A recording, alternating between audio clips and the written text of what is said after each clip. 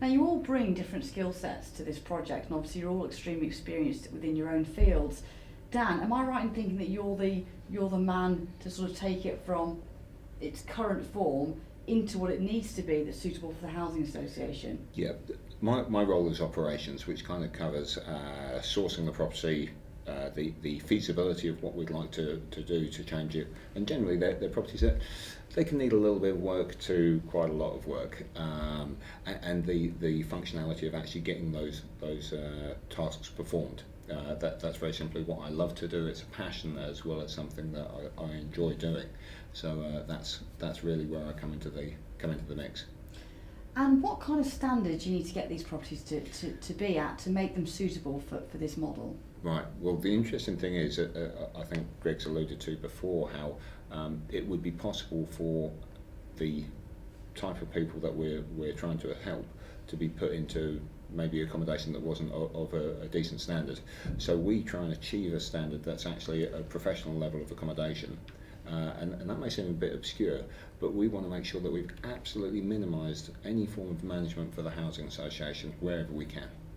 So that's giving them great standard of accommodation, not just a standard palette of colours, as daft as that sounds, not the cheapest carpet that we can possibly find, not the cheapest fixtures, fittings, locks, obviously adhering to all fire, sound and heat and damp regulations, which sometimes in the private rented sector you don't find people have paid attention to, which is amazing. So we really try and tick the boxes. Now what's quite unique about this model is that actually once you've sourced the properties, you refurbish them and they're ready to go, you actually the contract you have with the housing association, you rent them at a discount in essence. Why is that?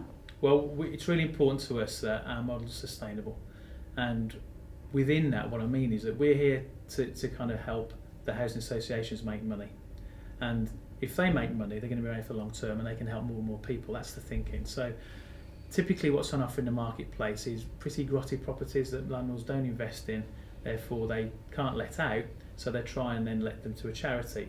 So if you think about, if you're down on your luck, the last thing you need is to go into an environment where it's mouldy, wet, damp and not of great standard. So what we try and do is give the highest quality accommodation but at a discount rate, because that discount rate enables those people to stay there longer, but it also enables the housing associations to build up the kind of team they need to deliver the care that's important to get these people back out of the properties and into society. And one example would be where if you are reliant upon benefits, and it's really important to people, you see benefit street programs on TV at the moment, some people actually want to get out of benefits culture. You don't hear much about those, but they don't have the opportunity. We work with the housing associations to give them discounted rent so that when these individuals go and get a job, which is on minimum wage 9 times out of 10, their rental levels here, they then have a wage that comes to here.